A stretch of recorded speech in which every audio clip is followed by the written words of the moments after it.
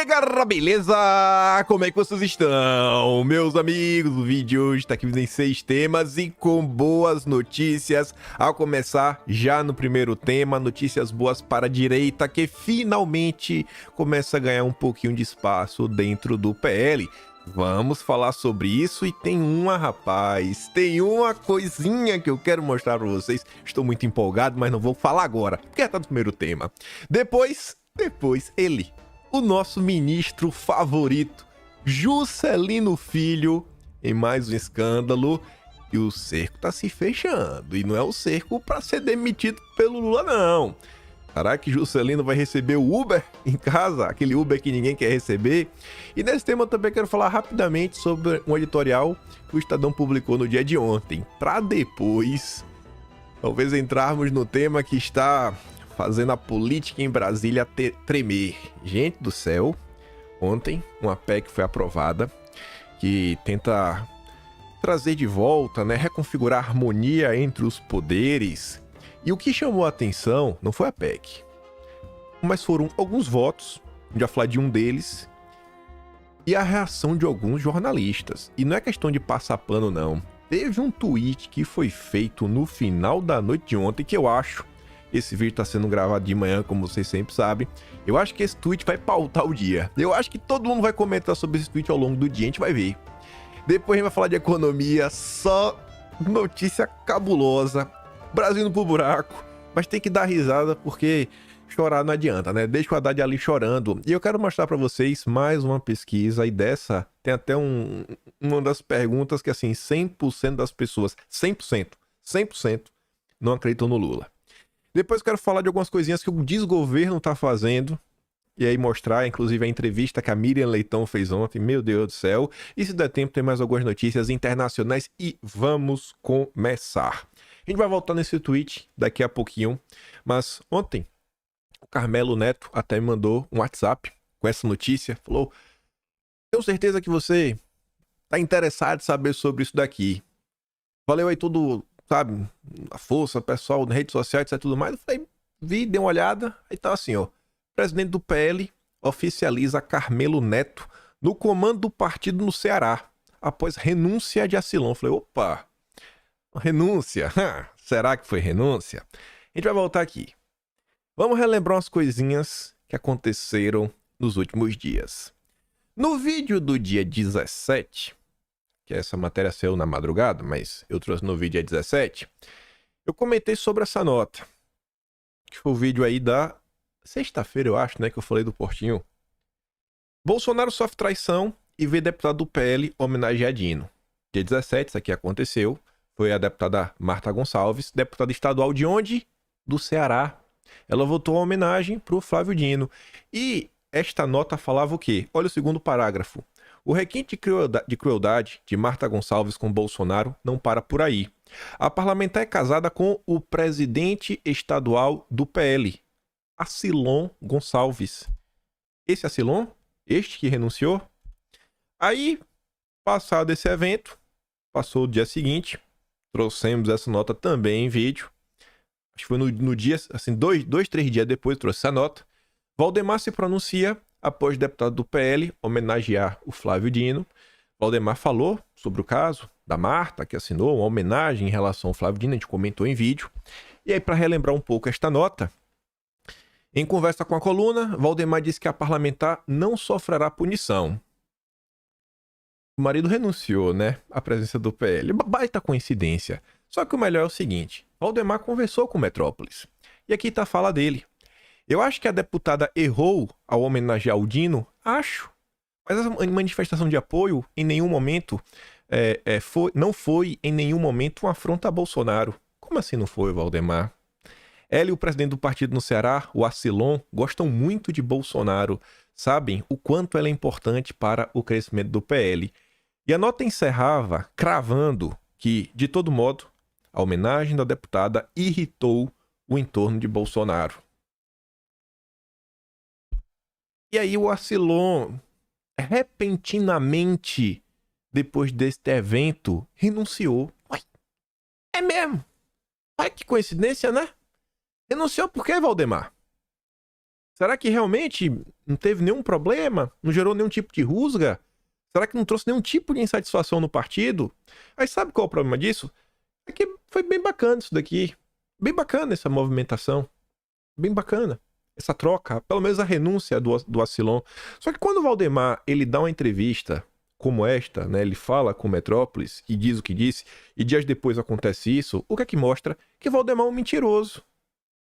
Que Valdemar é um político mentiroso. Que o que ele fala para a imprensa não se escreve. Então não é bacana, Valdemar. Sabe, na próxima vez que for dar uma entrevista, pensa bem se quer. Você pode nem dar entrevista. Você fala, não vou falar sobre isso. Você não precisa comentar sobre tudo, Valdemar. Você tá aprendendo do partido, cara. Toca o partido, vida que segue. Mas graças a Deus, né? Graças a Deus, o Acilon não é mais. E não para por aí. O Carmelo fala, ó, agora oficial, sou o novo presidente do PL no Ceará. Assumo essa nova missão com o compromisso de dialogar e fortalecer as 184 comissões provisórias e pacificar o partido no estado, abrindo mão da minha pré-candidatura à Prefeitura de Fortaleza para me dedicar integralmente a este desafio. Agradeço a confiança da bancada federal do nosso partido, do presidente Valdemar e do nosso líder eterno, o presidente Jair Messias Bolsonaro. Vamos ao trabalho. Não sei se o Carmelo vai fazer um bom trabalho ou não, torço pelo melhor. O que eu fico de cara é só com essa questão do Acilon. E aí, vejam só, teremos um candidato para disputar a Prefeitura de Fortaleza, André Fernandes. O André vai ganhar? Não faço ideia. Se o André ganhar, ele vai ser um bom prefeito? Rapaz, eu acho que vai ser melhor se for do PT. Mas acima de tudo, depois de muito pensar nos últimos dias, nos últimos meses, adquirir um pouquinho de conhecimento ao longo desses anos, eu começo a chegar na conclusão, inclusive vendo o PT, vendo o que o PT fez em 2020, e minha memória é boa. Vocês já deram para perceber um pouco isso, né? E aí, eu lembro que em 2020 muita gente questionou o seguinte: o PT não tem chance de ganhar. Ainda assim, o PT vai ter candidato em todas as cidades, vai ter aquilo outro. Por quê, gente? Porque às vezes não é entrar para ganhar, é entrar para fortalecer as eleições proporcionais, para você ter um candidato para puxar os vereadores. O cara tá lá, prefeito, ele tem uma visibilidade maior e ele carrega junto os vereadores. Carrega na campanha. Tá entendendo? Mostra, as pessoas vêm, começam a votar. Pô, você fortalece e você cria uma bancada. E essa bancada no legislativo, caso você vença, você tem uma bancada. Caso você perca, você também tem uma bancada para fazer oposição. E esses vereadores, eles pelo menos em tese, deveriam trabalhar para ajudar esse projeto que vem sendo construído. Porque no PT é assim. No PT a turma sabe, se foi eleito, irmão, o teu objetivo é eleger o Lula. O vereador já entra sabendo disso. O que tem a ver o Lula com a... Rapaz, é trabalhar pelo Lula. Tem um projeto. Então, assim, é importante. É importante. Precisa ter candidato a todas as cidades? Não, a gente entende. Tem lugar que vai compor, tem lugar que indica um vice, tem lugar às vezes que não vai ter nada, porque, cara, são 5 mil cidades. Às vezes nem nome tem. Mas onde tiver chances, tem uns cenários, cara, olha o tamanho do PL, olha a envergadura, onde esse partido quer chegar, qual é a agenda, qual é o projeto, sabe? Não adianta, é tipo Valdemar, não tem um PL jovem, tá, beleza, bacana, mas qual é o objetivo do PL jovem? Qual é o objetivo do PL PET? Do PL 60 mais? Qual é o objetivo? Pra que essas subdivisões? Bolsonaro sempre falou, né? Pô, somos todos brasileiros. Estão tentando nos dividir. Então esse é o grande ponto que tem que ser analisado. Mas vamos lá. Graças a Deus, um passinho mais à direita. Parabéns, Valdemar. Doeu? Acho que não. Vejam só. Pode até dar um salve pro Valdemar, mas daquele jeito. Não comemora muito, não. Que Valdemar, pronto. E aí, vem até com outro terno, pra ver que são dias diferentes. Isso aqui tá no vídeo do dia 17. Vamos escutar 1 minuto do vídeo do dia 17 para eu mostrar para vocês uma notícia que saiu ontem. Vamos me ouvir. Outra coisa, Duda Lima. Outra coisa. O Tratrá, vai ser demitido ou não vai? Hã? O Tratrá, você sabe que é o Tratrá, né, Duda Lima? Se eu ver ele aparecendo, diário oficial demitido nos próximos dias, o Tratrá, lá do Nordeste, ele tá aprontando, né? É o que estão falando. Rapaz, se a imprensa for atrás, eu não quero nem que a imprensa vá atrás, Duda Lima, porque estão falando que ele fez é muita maldade. Você sabe que é o Tratrá. Aí a gente vai ver se o que eu tô falando tem base em coisas reais ou não. Bom, eu espero que ele não seja demitido. É melhor ficar de boa, né? Dá um jeito aí, porque vai que ele... Ixi, rapaz, quer nem pensar. A gente tá de olho, estamos de olho em tudo. O mal do esperto é achar que só a mãe dele tem filho esperto. Do mesmo jeito que o cara ali no WhatsApp vê as coisas, conversa com Jeremias, às vezes, Duda Lima, tem uma prima do Zap, tem um primo do Zap, tem uma tia do Zap, tem um tio do churrasco, trabalhando na prefeitura, cara, e vê as coisas acontecendo, né? Às vezes tem isso, tem aquilo outro, às vezes tem alguma coisa. Aí vocês acabam, né, falando demais. E aí, Duda Lima? O Tratrá, hein? O Tratrá do Nordeste. Eu falo pra vocês, gente, eu não gosto de comentar o que eu não posso mostrar. Mas quando eu falo, eu tô muito certo de mim. Eu tento, assim, eu posso ser chato. Posso falar coisas que vocês discordam. Mas se tem uma coisa que eu tento não ser, é injusto. Injusto e mentiroso. Olha o que saiu ontem. Aliado de Ciro Nogueira pede demissão a Nunes e alega clima hostil. Quem é o aliado? Será que é o Tratrá? Homem de confiança do Ciro Nogueira, o publicitário José Trabulo. É o Tratrá? Eita! Era chefe da gabinete de gabinete da Secretaria de Comunicação de Nunes. Tá ali, ó. Chefe de gabinete da SECOM, José Trabulo Júnior, o nosso Tratrá, pediu demissão. Ele pediu demissão ou pediram pra ele pedir demissão? E aí, Duda Lima? Conta pra gente. Eu sei o que aconteceu. Eu acho que essa nota tá meio imprecisa, Duda Lima. Alegando clima hostil dentro da prefeitura. Na prefeitura, ele era o encarregado dos contratos de publicidade da administração municipal. A exoneração ainda não foi publicada no Diário Oficial da União, mas o Metrópolis entrou em contato. O pedido foi confirmado ao Metrópolis pelo prefeito. O próprio prefeito confirmou. Olha, é o chefe de gabinete da SECOM. Duda Lima. Rapaz, eu quero acreditar, Duda, que não tem nenhum problema com essa questão de publicidade, irmão. De coração, eu quero acreditar. Mas como eu falei, né, o problema do esperto é achar que só a mãe dele tem filho esperto. Como na prefeitura, às vezes tem a tia do Zap, tem o tio do churrasco, tem a prima do Zap. Quem muito se abaixa, mostra o rego.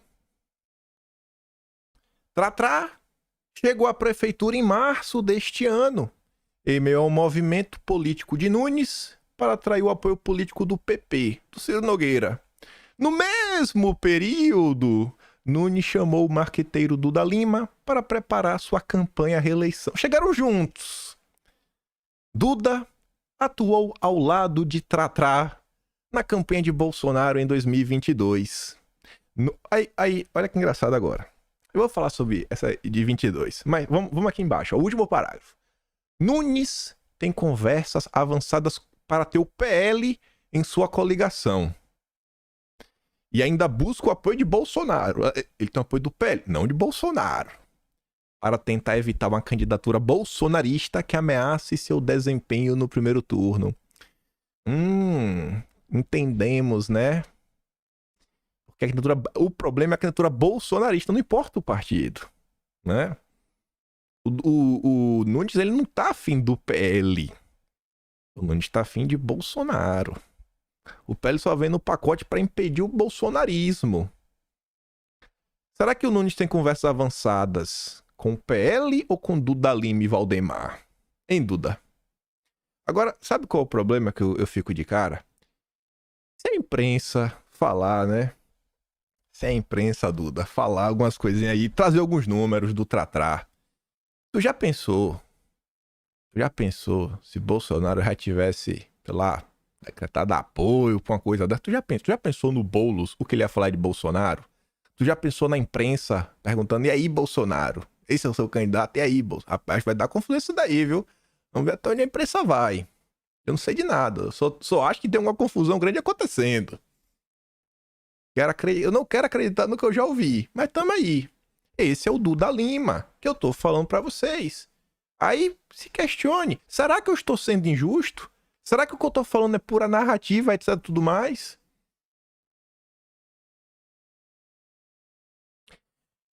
E aí pensa em 2022. O Tratrá, ó gente, o Tratrá é do Piauí. Sim, nada contra, mas o cara do Piauí vai pra São Paulo, a maior cidade do país. Cara, o Tratrá ele tem uma experiência profissional em São Paulo para conhecer as agências de publicidade, contratos, etc, tudo mais, tudo nesse pacote para ir, ou é muito mais uma questão política da coisa? O que realmente está sendo colocado no papel? Qual é o projeto? Qual é o projeto? Onde quer chegar? E em 2022? Em 2022, Duda, se o Tratar aprontar alguma coisa no Nordeste, muita gente reclama, né? Muita gente fala, poxa, talvez Bolsonaro faltou fazer mais campanha no Nordeste, ou sei lá, alguma coisa assim do gênero. Deu pra mim que se perguntar, sei lá, pensar alguém no Nordeste, acho que se perguntar pro Gilson, nosso ex-ministro, acho que vale a pena perguntar pro Gilson, o que é que ele conhece, o que é que ele tem pra falar do Tratrá. Se ele tem alguma coisa boa pra comentar. E aí no vídeo do dia 17 eu trouxe esse organograma aqui, né? Eu falava, pô, não precisa ser intransigente em termos ideológicos, mas também não dá para abandonar a agenda. Não precisa ser um crítico intenso, criticar tudo, nada prestar, né? Pisou fora da banana, não presta mais. Mas também não dá para ser apoio incondicional, passa pano para tudo. A gente tem que encontrar o equilíbrio. Tem que encontrar o equilíbrio. Então, quando eu faço aqui uma ponderação ou outra, que tira uma coisa, que tira outra, é porque assim, né? Porque eu vejo que a coisa tá indo mal, velho. Mas tá indo mal mesmo. Você, pelo menos a questão do Ceará, não tô falando que a gente teve nenhuma participação nisso, nem nada. Mas você vê que realmente tinha um problema ali. Tanto que o cara renunciou.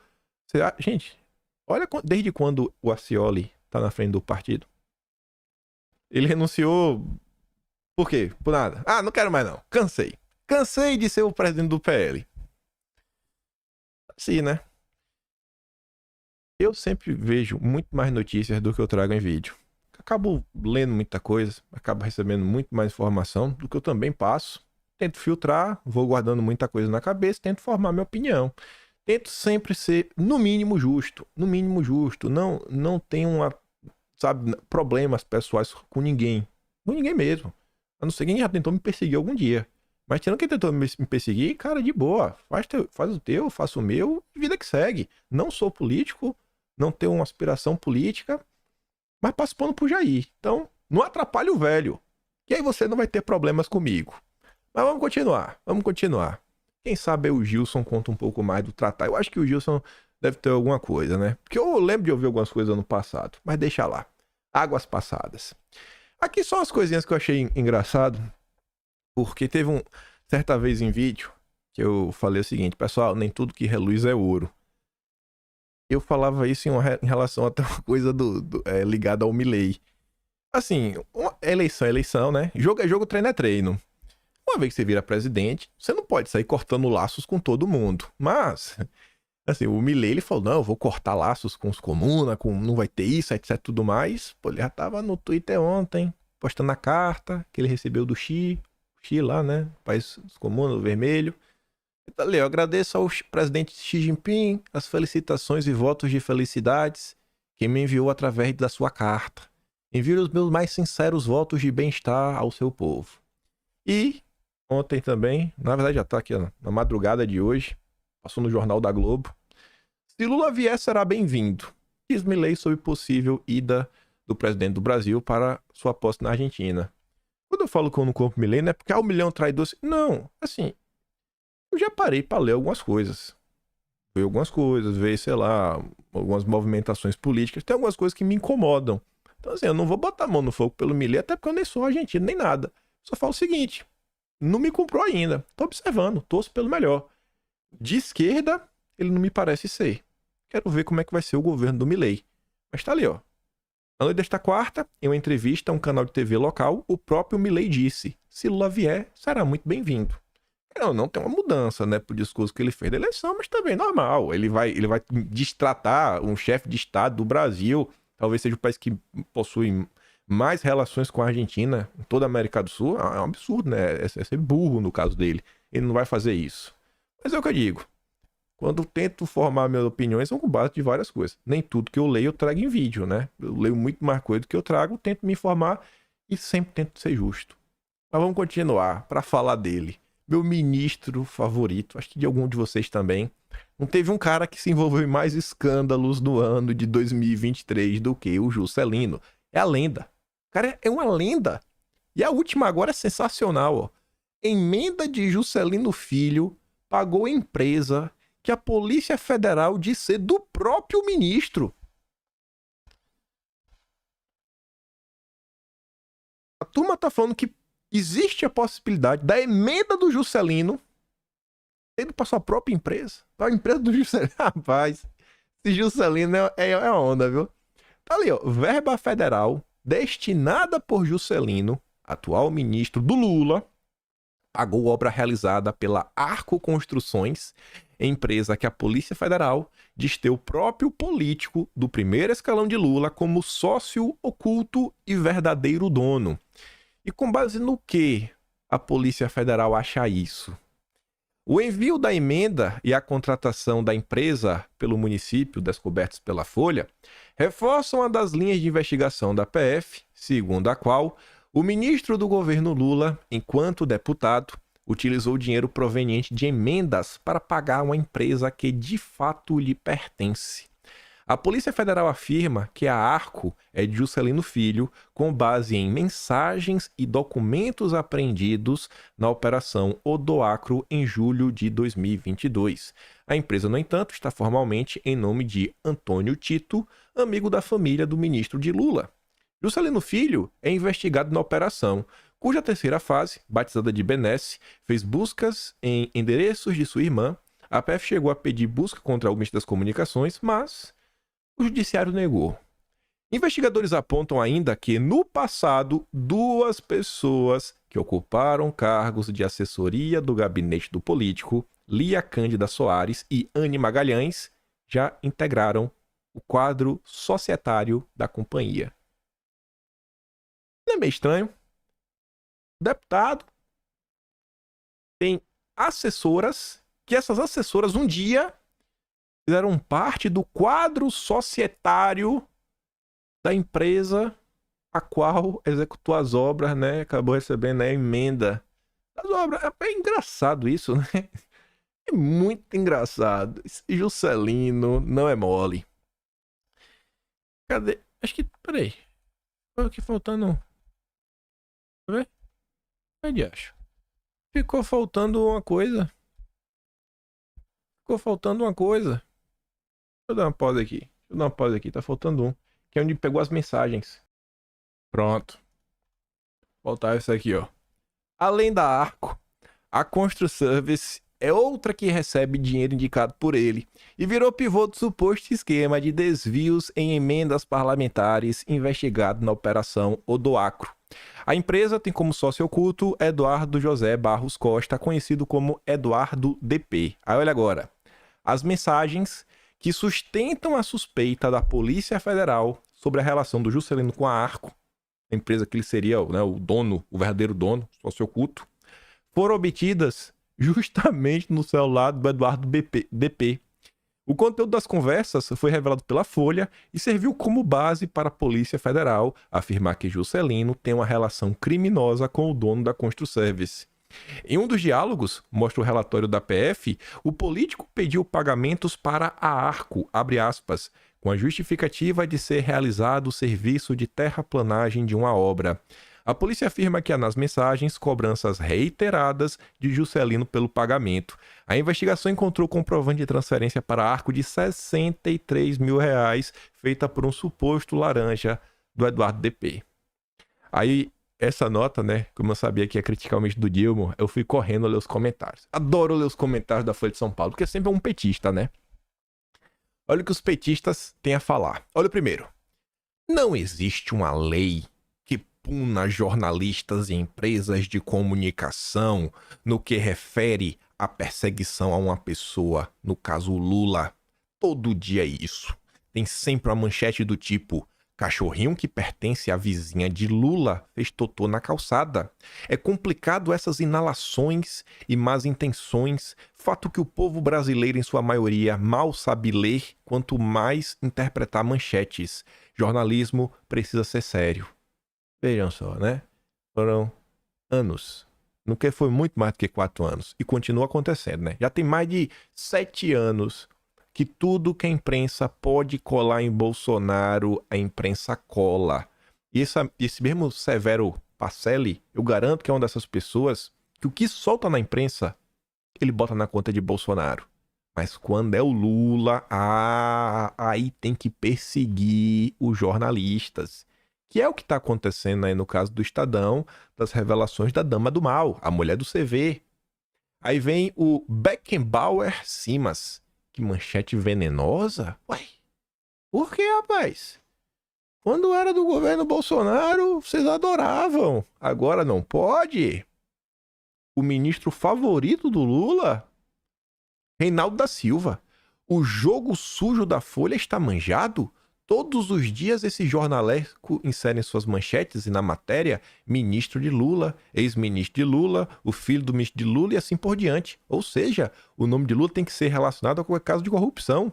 Deixam de citar de propósito a autonomia da PF para apurar no governo Lula. Até é muita autonomia, Deus está vendo. Essa é a tática para desgastar a imagem do governo. O conteúdo das matérias não tem outro objetivo. A imprensa venal que conhecemos. Contra Bolsonaro, você batia palma. Aí por fim tá lá, Karina Castro. Folha já preparando o surgimento de um novo Moro e a volta do inominável. Depois aguenta e aguenta o Brasil. Volta, Jair. Volta que é pra essa turma chorar. Mas volta, Bolsonaro. Volta que a gente tá te esperando. Aí, falando dos petistas, pegando até um gancho disso daí, né? A turma quer punir o jornalismo por trazer fatos concretos. A perseguição continua ainda contra o Estadão. Ontem os jornalistas do Estadão se uniram, escreveram uma carta todos juntos. E aí os petistas fizeram o quê? Falaram aí, ó. Essa carta aí tá com cheiro que foram obrigados a assinar. Pra falar que nenhum deles foram coagidos. Assim, ó. Petista, né? Não quer aceitar a verdade. E aí, no dia de ontem, o Estadão publicou um editorial. E aqui entra um ponto até engraçado. Eu vi dois tipos de comentários na direita. Eu vi os comentários de pessoas que pegaram, sei lá, a foto do tweet, ou a manchete, colocaram: pô, vocês são cúmplices. Vai pagar de inocente? Até, cara, ninguém... Meu Deus, né? Vai bancar agora eu sou o coitadinho? Não cola. Já teve outra turma, essa foi até minoria, mas eu vi alguns comentários do tipo: editorial irretocável. Eu falei, pô, o cara não deve ter lido. Não deve ter lido. Porque assim, mesmo sem ler, eu conheço Estadão. Se o Estadão soltou um editorial crítico ao PT, pode ter certeza que ao longo da editorial eles vão falar que Bolsonaro é igual ou pior. E dito certo. Aí veja só. A democracia do PT com aspas. Não durou muito a farsa do segundo, a qual Lula da Silva precisava ser eleito para, segundo suas palavras, recuperar a democracia neste país. Bastou que a imprensa começasse a publicar notícias desfavoráveis ao governo para que esses campeões da democracia voltassem a ser o que sempre foram, a vanguarda da truculência. Para a seita petista, vale tudo, até mentir e distorcer para desmoralizar aqueles que ousam revelar os malfeitos do governo Lula. Ah, é. E vocês não sabiam disso. Estadão é cúmplice, né? Vamos lembrar, gente, que o Estadão fez campanha pro Lula, não dá pra esquecer isso. No domingo passado, a Glaze usou suas redes sociais para atacar o Estadão, compartilhando como se fosse digna de crédito uma suposta denúncia anônima contra o jornal que teria sido apresentado no site do Ministério Público do Trabalho. No Ministério Público do Trabalho. Aí tá lá, né, a fala da Glaze. Ato contínuo, todo o exército de militantes petistas na internet passou as horas e dias seguintes a repercutir a patranha sem qualquer cuidado a respeito da veracidade do que ali se expunha. Esse é o padrão de atuação dos petistas. Para eles, nem é preciso que a informação seja verdadeira para que seja usada em favor de seus próprios propósitos autoritários, isto é, difamar o jornal que revelou que a mulher, de uma das lideranças do CV, participou de reuniões no Ministério da Justiça e Segurança Pública. Ora, o Estadão nunca afirmou que Flávio Dino era simpático ao crime? Trouxe apenas fatos? Aí fala, ela, Letil Patinhas, se encontrou com Elias Vaz, se encontrou com Rafael Brandani. O próprio Ministério confirmou a presença de Luciane na comitiva para as duas reuniões. A atestar que o jornal fez apenas o seu trabalho, trouxe fatos relevantes ao conhecimento do leitor, o Ministério da Justiça, no mesmo dia da publicação da reportagem, elaborou uma portaria alterando as regras de acesso ao prédio. No entanto, o PT não gosta de jornalismo independente. Diante da natural repercussão do caso, o partido de Lula passou a atacar o jornal como se a reportagem sobre as reuniões do Ministério da Justiça fossem fake news. Aí que vem quase o grande finale. Esse episódio serve para recordar que por trás da fachada de defensores da democracia, os petistas são e sempre foram raivosos inimigos da imprensa livre. Desde os tempos da trevosa era petista no poder, jornalistas são ameaçados de agressão por militantes do partido. Há toda uma rede de veículos de comunicação a serviço do lulopetismo que se dedicam a destruir a reputação de jornalistas e de veículos independentes. Aí vem agora. O bolsonarismo certamente se inspirou nesse método do PT para, por sua vez, hostilizar a imprensa e os jornalistas. O gabinete do ódio bolsonarista é filhote dos blogs sujos, que recebiam generoso financiamento público dos governos petistas para atacar desafetos do partido. Você vê como são as coisas? O que está acontecendo com o Estadão é o que eles plantaram. Eles estão plantando, eles estão colhendo o que eles plantaram. Só que eles usam a tal injustiça que eles estão sofrendo para perpetrar uma das maiores mentiras já contadas neste país nos últimos anos. É inacreditável. Inacreditável. É assim, é reescrever a história. O gabinete do ódio, gabinete do ódio. Gabinete do ódio que eles revelaram. Que gabinete é esse, bicho? O que esse gabinete fez? Qual foi o dinheiro que esse gabinete recebeu? Você quer comparar uma coisa com outra? É ridículo. Ridículo. Aí depois termina falando, né, desde sua fundação, o Estadão nunca se dobrou, não vai se dobrar agora. Aí vem com, sabe, muito chororô, muito chororô. E fã de cara de pau, só pra abrir um parênteses, eu nem vou colocar aqui. Ontem eu vi um vídeo do Chico Linguiça no Twitter, é engraçado, ele tava fazendo uma análise. Aí eu fiquei vendo a análise dele, pá. Aí, em determinado momento, em alguns pontos, ele até tenta ser honesto. Só que tem um ponto que eu falei, rapaz, Chico Linguiça é um descarado. Ele chegou bem assim, ó. O erro do bolsonarismo é ser muito sectário. É perseguir todo mundo que faz oposição a ele. Porque se não fosse assim, até com a gente do MBL, nós não teríamos feito críticas tão duras. Então, assim, ele inverte a ordem das coisas. Ele fala que foi o bolsonarismo que perseguiu o MBL, não o MBL que perseguiu o bolsonarismo. E aí, assim, a forma como ele cria essa narrativa, eu fiquei pensando, rapaz, aí, imagina a turma que não acompanha a política, aquele menino de 15 anos, que toma leite com pera, né? Acaba acreditando. Quando, na verdade, quem foi que inventou a mentira sobre a manifestação no dia 26/9? Os prints estão até aí hoje, né? Tá até registrado lá no Atlas, tem um subtema que está no mês de maio, que é quando eles inventaram fazer a manifestação da Dallagnol e ninguém foi pras ruas, né? E aí eles cancelaram depois porque foi um fracasso. Eles começaram ali. Quem foi que fazia parte da turminha do Ayan? O vídeo do PC da Rosa até hoje circula na internet. Chico Linguiça, acho que foi o Salsicha que perguntou pra ele, ele fica todo assim, né? Aí, quando teve a Vaza Jato, e muita gente também não lembra, tiveram matérias sobre o MBL na Vaza Jato, mostrando os planos deles e a mesma tese do Deltan de não, temos que nos afastar de Bolsonaro sem perder o apoio dos bolsonaristas, também já estava lá nos diálogos. E os diálogos aparecem Chico Linguiça, o Arthur, né? E o Salsicha. Acho que é o Salsicha, uma coisa. O pessoal chama de Salsicha. Tá lá. Então, assim, o cara inverte. É igual isso aqui, o Estadão. Inverte. Não, a culpa é porque eles nos perseguiram. Foi. Foi o Bolsonaro que perseguiu o MBL. Foi. Não, não foi o Ayan, não foi você, não foi a CPMI. Foi o bolsonarismo. É um absurdo. Se você não tem um conhecimento histórico da coisa, você é engabelado, você é passado para trás. E aí, se você traz os fatos, você mostra os prints. Fala aqui, ó, cara, vamos falar de fatos? Vamos botar o print aqui, ó. Tá aqui o print. Olha aqui a data. Olha o que aconteceu. Tá registrado, irmão. Esse discurso só cai quem não conhece a história. E a história, pelo menos em 2023, não vai ser esquecida jamais. atlasbrasileiro.com.br, o único registro confiável da história do Brasil recente. Tudo em fatos registrados. Aí, só para pular aqui para o próximo tema, ontem o Globo soltou esse editorial para falar desse caso aí também. O que o PT tá fazendo, blá blá blá. Olha o tom da manchete do editorial, né, em nome do Globo. Linchamento virtual de jornalista não combina com o governo democrático. Oh, meu Deus.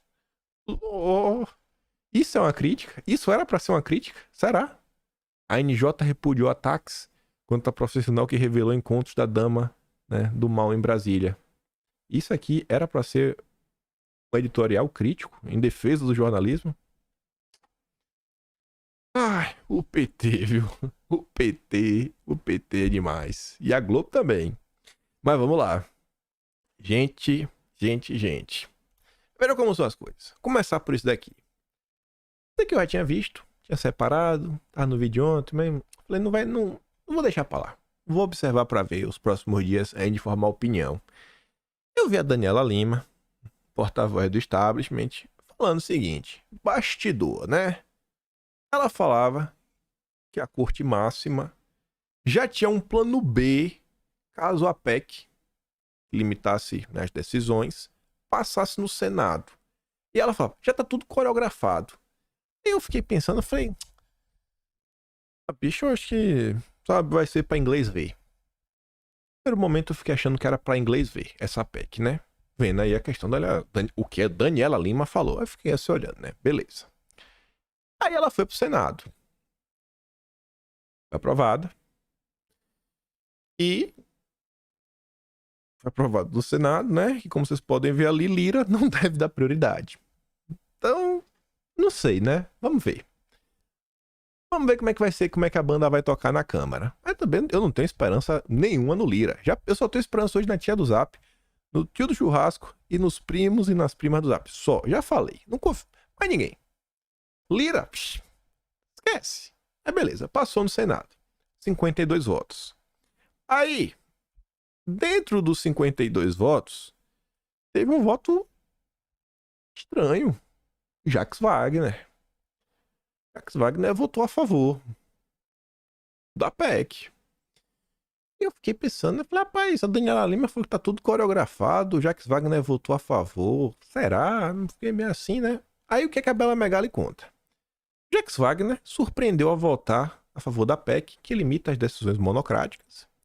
O gesto público de Wagner foi lido por senadores da base governista como uma tentativa de descolar o governo da derrota da PEC. Por quê? Por que descolar o governo, né? Parece que hoje na sociedade tem uma percepção que, sei lá, Lula que Lula é um grande defensor da democracia, né? E do poder judiciário brasileiro. Tem essa percepção. Tanto que eu conversei isso com quem? Lembrei, mas não vou comentar aqui não. Tem um vídeo interessante no Talking Show, né? No canal secundário, que eu ando no meio da rua falando umas groselhas. Eu falei umas coisas interessantes lá.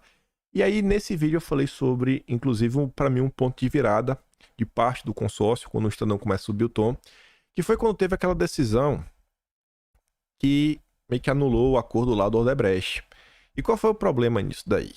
Um dos problemas. Que os petistas comemoraram. E caiu no colo do petismo. Então, assim, era uma decisão que, em tese, foi do judiciário, mas no final do dia ela foi atribuída ao Lula. Então, talvez o Jacques Wagner está tentando fazer isso, né? Tentar descolar essa imagem que está cada dia mais forte na sociedade, que, cara, sabe, o Lula e os homens estão muito próximos, né? Eles pensam de forma muito similares. Aí, a tabela Megali termina falando o seguinte, que a bancada do PT fechou questão sobre reprovar a proposta. Wagner, como líder do governo Lula, disse que o Palácio do Planalto não tinha que orientar neste tema, por não ser um assunto que lhe compete. O movimento teve o objetivo de sinalizar que o executivo não estava envolvido com essa PEC. Nos bastidores, porém, o Palácio do Planalto torceu e trabalhou discretamente pela derrota da medida. Aí que eu disse para vocês, no final da noite de ontem, Helene Cantanhede, a tia do disjuntor, que escreve para o Estadão e trabalha na Globo News, ou seja, não espere que nenhum dos dois veículos comente sobre isso daqui, ela escreveu o seguinte, meio polêmico.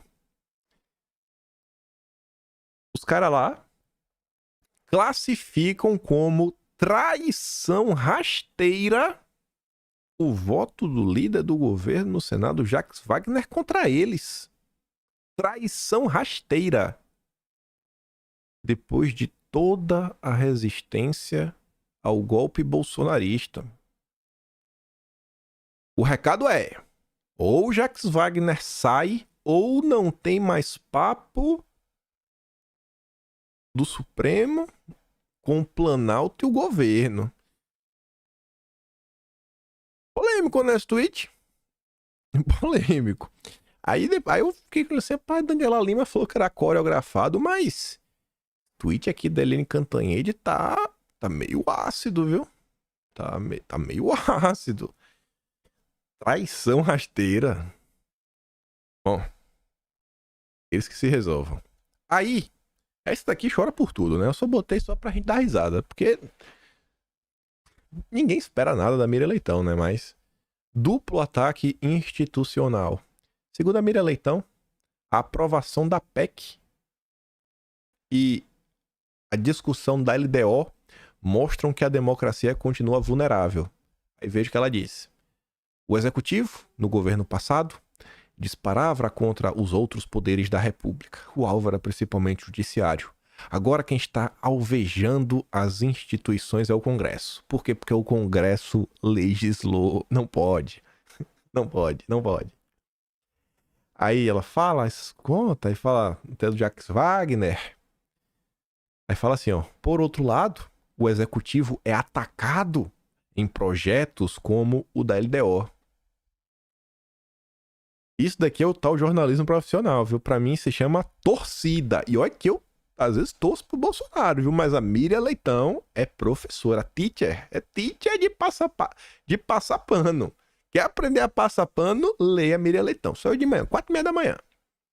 Aí, saiu mais uma coisa que me faz crer que, rapaz, não sei se tá tudo muito coreografado, não. Parece que sim, realmente existe uma disputa entre os poderes, né? Pra ver. Tem o poder no final do dia. Eu digo isso com base no que o Caio Junqueira falou. Agora de madrugada também, 4h de hoje.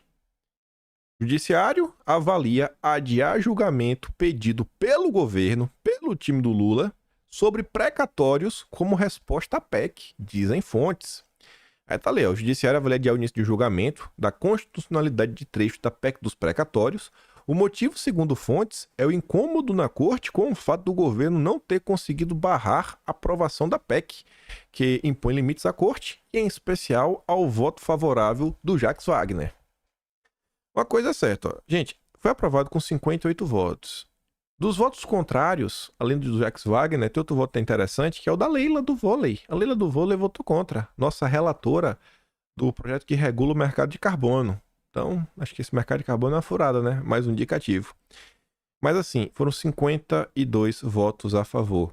Não foram 52 bolsonaristas. Esse movimento aqui, ele não é apenas a questão bolsonarista. Tem umas percepções sobre alguns assuntos, mas prefiro guardar pra mim. Só que eu acho que tem que observar. Eu acho que tá acontecendo agora no momento é uma disputa pelo poder, muito mais do que uma tentativa de mandar algum tipo de recado, etc e tudo mais. E eu digo isso por uma razão. Tá todo mundo muito triste com muita coisa que aconteceu. Pô, a questão do Clériston aí foi... Meu Deus do céu, né? O cara veio a óbito. Graças a Deus. Obrigado, Senhor. O ministro lá, né? Mandou soltar 4 pessoas. Pelo que aconteceu no dia 8. Que foram pessoas que aqui, ó. Todos eles tinham parecer da PGR a favor da soltura. Graças a Deus, todo mundo solto. Mas o que eu digo é o seguinte, que o pessoal não olha esse momento de tudo que tá acontecendo, etc, pra achar, não, agora vai, não sei o quê. Assim, pensa bem.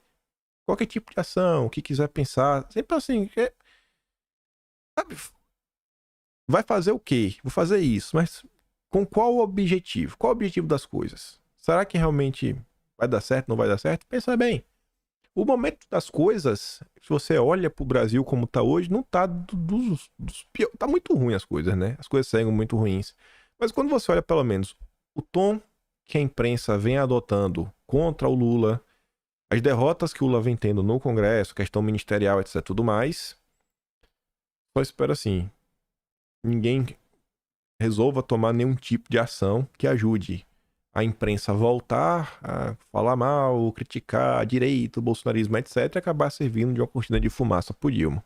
Espero que as pessoas tenham responsabilidade, né? Faça o que tiver que fazer, apoie o que tiver que apoiar, mas sempre pensando, ó, vamos aqui pensar de forma realmente estratégica, visando a vitória, visando algum tipo de vitória concreta. Mas vamos continuar. Falar de economia. Haddad. Olha essa. Rombo nas contas dispara e governo faz 4º bloqueio seguido. Aumentou a projeção para o déficit nas contas públicas deste ano, que saiu de 141 bi para 177,4, 1,7% do PIB. Talvez podemos estar diante de descobrir uma verdade este ano que, assim, é a verdadeira Red Pill, né? Sair da Matrix. Por muitos e muitos anos, as pessoas falavam que o Lula, na verdade, que a Dilma era o poste do Lula. E talvez, gente, fosse o contrário todo esse tempo e a gente não sabia. Porque qual era a tese da Dilma? Era dobrar a meta. Dobrar a meta. E o Lula está quase dobrando a meta. Então talvez, na verdade, o Lula é o poste da Dilma. Ele é o Dilma. Porque a meta era de 1%. Já está chegando em 2%. Mais 23 bilhões e o Lula vai dobrar a meta. A meta negativa, né? Um prejuízo. O prejuízo era para ser de 100, tá quase em 200. Este é o Lula, só que na verdade é pior. É pior. Pior por quê? Porque o Lula já bateu a meta. Déficit de 2023 piora, vai a 177,4 bi e se afasta da meta. Só que olha o subtítulo. Para cálculo oficial da meta, rombo é ainda maior, 203. O Lula já passou da meta. Era só 200, já tá em 203, já fechou, já tá garantido. Lula dobrou a meta. Só que dobrar, na verdade, é até errado. Eu deveria falar que o Lula quadruplicou. 4 vezes mais, um prejuízo 4 vezes maior do que o esperado. Com base no que eu digo isso, chegaremos lá. Mas tá ali, ó. Uma piora em relação à estimativa anterior e ainda mais longe da meta traçada pelo Haddad de entregar um déficit de até 1% esse ano. A meta é 1% negativa esse ano. Tá em 2%. Na prática, o rombo fiscal oficial chegaria a 203,4%. 1,9% do PIB. 2%. 2%. Arredonda aí. 2%. Já dobrou a meta. Ou quadruplicou. A mesma Folha de São Paulo nos lembra que, na verdade, essa meta de 1%, gente, ela já foi alterada. A meta original do Lula, quando o Haddad apresentou os slidezinhos dele do arcabouço fiscal, a meta do déficit para esse ano era de 0,5%. Meio. Que aí com a gordurinha do arcabouço, que era 0,25, podia até 0,75, né? Um prejuízo de 75 bi. Já está em 1,7%. Dados oficiais, 2%. 4 vezes. O prejuízo era para ser de até 50, tá em 200. O novo arcabouço fiscal prevê déficit primário, né, de 0,5% do PIB neste ano. Pela regra, há uma margem de tolerância de 0,25 ponto percentual para mais ou para menos. Assim, o déficit de 2023 não poderia ultrapassar 0,75, né, do PIB e o de 2024, 0,25. Como cada ponto percentual equivale a cerca de 100 bilhões, o rombo deveria ficar limitado a 75 bilhões neste ano. Estamos em 203. E são essas pessoas que estão à frente da reforma tributária, que estão à frente da economia, que nada do que eles prometem pode ser levado a sério. E ainda tem gente que é inocente e cai no papinho. Só que além deles, trouxe esse gráfico para relembrar o que a Folha contava em agosto. Em julho, a Secretaria do Orçamento Federal do Ministério revisou a estimativa para 145, equivalente a quase o dobro do limite da meta. E o pior, o tal mercado, os tais especialistas que falaram que a reforma tributária ia ser boa, e assim que ela foi aprovada, falou, nossa, tá ruim, ai, o PT desfigurou, ai, criaram a geringonça. Em azul, tá aqui a perspectiva do mercado. O mercado já não acreditava no 0,5% do déficit. Mas será que o mercado previu 2%? Não. A IBRE da FGV, a faculdade mais famosa do país, previa para 2023 um déficit de 1,3, já está em 2, mas errou feio! MB Associados, 1,3, ridículos! Genial Investimentos, 1,4, ridículo! BRCG, 1,2, meu Deus do céu! Tendências, 1,3, LCL, 0,9. Nem o governo acreditava mais em 0,9. Você tá vendo? Esses são os tais especialistas. Essas são as pessoas que vão arrotar conhecimento nos jornais, na Globo, blá, blá, blá. Ai, Bolsonaro, mercado, né? Somos liberais. Olha os liberais aí, ó. Esses são os liberais. Esses são os liberais. Não levam nenhum a sério. Nenhum. Erram todas. Porque não tem um conhecimento básico de saber o que é o PT. Se o PT tá prometendo uma coisa, é mentira! O que o PT falar, faça o contrário. É isso aqui, irmão. É óbvio. A vida ensina. E esse bando de inteligentinho tá aí, ó. Passando vergonha agora. Agora imagina se tu é empresário, tu gastou milhões, investiu bilhões, baseado nessas informações. Tá com cara de besta agora. Parabéns. Parabéns, faz o L. Aí você vê, o governo tomou aquela portaria, tentar desfazer o que o governo Bolsonaro fez. O ministro diz que portaria restringe trabalho nos feriados e que passará a valer a partir de março. Voltou atrás. Botou o rabinho entre as pernas e voltou atrás. Deu tão errado a portaria do Lula que o comércio e o varejo botou a mão na cabeça, voltou atrás. Medida tomada pelo governo restringiu atividades, né? Mas Luiz Marinho informou que essa portaria vai ser revogada e refeita. Arregou. Caos econômico. Esse é o PT. Governo prepara medida provisória com aumento de ao menos 6 bilhões por ano para a conta de luz. Com apoio da Casa Civil, demandas políticas e empresariais seriam atendidas, mas com custos para o consumidor. Vocês. Esse é o governo Lula. Governo neoliberal. Trabalha em prol dos empresários, dos bilionários, em detrimento dos pobres. Concessão da BR-381 não recebe propostas e leilão é cancelado. Ué, ninguém quer investir no Brasil? Ninguém quer? Oh, meu Deus. Não estava tão bom investir no Brasil, o Brasil de Lula? Não tem ninguém para dar proposta? Coitadinho. Coitadinho, né? Toyota produz as últimas peças e fecha a fábrica de São Bernardo, sua primeira fora do Japão. Faz o L. Aí, mercado reprova Lula, mesmo diante da melhora da economia. Você tá vendo? Qual a melhora da economia, gente? Qual a melhora da economia? O Brasil tá indo pro buraco. O Brasil está indo pro buraco. Qual a melhora da economia? Nenhuma. Essa mulher tem um problema sério. Falta de vergonha. O mau humor do mercado com Lula aumentou um pouco com o debate sobre a meta fiscal. A mais recente pesquisa da Quest, que é um instituto pró-lulismo, ouviu a gente do mercado, mostra que 39% acham que o Haddad ficou mais fraco depois da polêmica, e só 12% acham que ele ficou mais forte. Há uma unanimidade em torno da questão. Ninguém acha que o governo cumprirá o déficit zero no ano que vem. 100% acham que a meta não será cumprida. E vamos olhar essa pesquisa. Tem umas coisas engraçadas. Eles falam até do governo anterior, né? Ia botar o governo Bolsonaro, mas não colocou. Mas tudo bem. Avaliação do governo Lula. Quando chegou ali em julho, né? Os bocós reduziram a avaliação negativa porque a reforma tributária passou. A reforma tributária. Um bando de trouxa. Trouxa.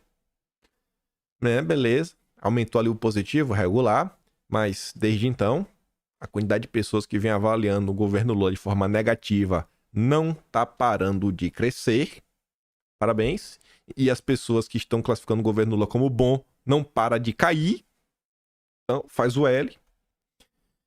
A política econômica do país está indo na direção certa e errada.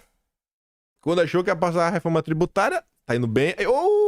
A reforma na hora que a gente pensava, já subiu de novo. 73% estamos indo pro buraco.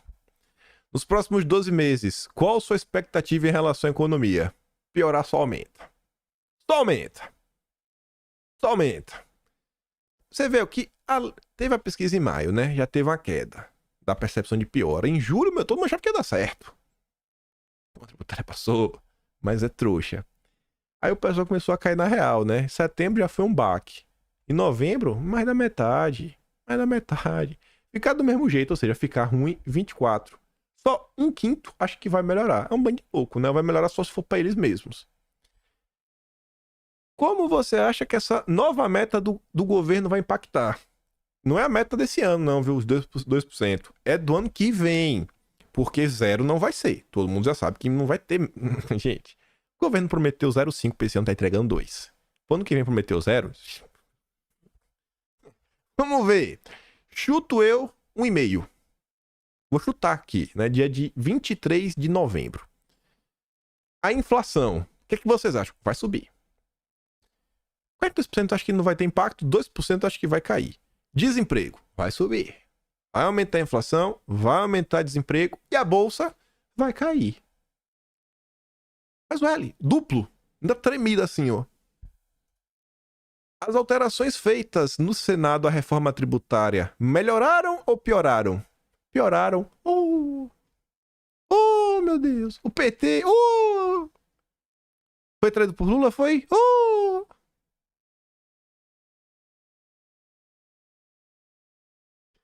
Você diria que a qualidade da equipe econômica atual é melhor que o governo anterior? 8%. Igual? 12%. Pior? 80%. É mesmo? Preciso chegar em novembro de 2023 para perceber que a equipe econômica do Lula é pior? É mesmo? O crescimento econômico... Olha essa. O crescimento econômico do Brasil em 2023 se deve a... Vamos começar por baixo. Resultado do governo atual. Resultado do Lula, 5%. Cenário internacional, 28%. 67% dos grandes gestores do mercado financeiro acham que o crescimento econômico do Brasil neste ano se deve a medidas anteriores. Parabéns, Bolsonaro. Eu não colocaram o teu nome aqui, mas entendi, né? Parabéns, Bolsonaro. Se não é resultado do Lula, se não é o cenário internacional, parabéns, Bolsonaro. Parabéns, Bolsonaro. Ai. Amanhã a gente comenta sobre o que a turma do Lula anda aprontando na economia no aspecto SG da vida. Umas coisinhas que saíram ontem e falar da entrevista da Miriam Leitão. Porque isso eu quero ter mais tempo para falar, não quero falar corrido não. E não quero fazer mais um vídeo com 1 hora e 10 minutos. Tá demais, eu quero voltar a fazer vídeo de 1 hora. Tá aqui, ó, 59 segundos, 50 e pouco, graças a Deus. Enfim, vamos observar os próximos movimentos. Vamos tentar sempre, né, buscar um equilíbrio, maturidade, para tentar entender esse momento político em todos os aspectos, seja para fazer cobranças, seja para passar pano. Tem coisa que realmente tá meio complicada. Vamos esperar, né, o desenrolar do caso do Tratrá, que o Duda Lima tem para nos contar. Ele segue aí, trabalhando nas sombras. Gente, tudo que se escreve nas redes sociais, esse cara, ele mapeia. Tem lá os supercomputadores dele, as equipes dele de tracking, disso, daquilo, outro. É literalmente o maior fofoqueiro do Brasil. Porque com as ferramentas que tem na mão, meu Deus, sabe de tudo. Fica observando a vida de todo mundo. Mas vamos ver, né? A coisa tá meio ruim, tá meio ruim. Duda Lima, se ajeite, cara. Se aprume. Pode atrapalhar. Vamos pensar, pô. Dá pra todo mundo ser feliz. Você pode até sentar na janela, mas só não seja o motorista do ônibus, né? Tá demais. Não precisa sentar no banheiro, não. A gente não é malvado, não. Não precisa sentar na porta do banheiro.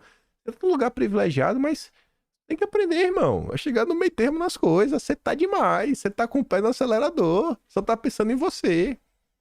E é isso. Se gosta do meu trabalho, pode se tornar membro do canal.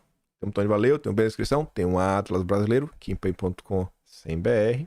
Às vezes eu recebo os e-mails de alguns problemas que acontecem e eu demoro pra responder, porque, gente, a equipe sou eu. Então, assim, só tem eu. Eu demoro, mas eu respondo. Quem já teve algum tipo de problema sabe disso.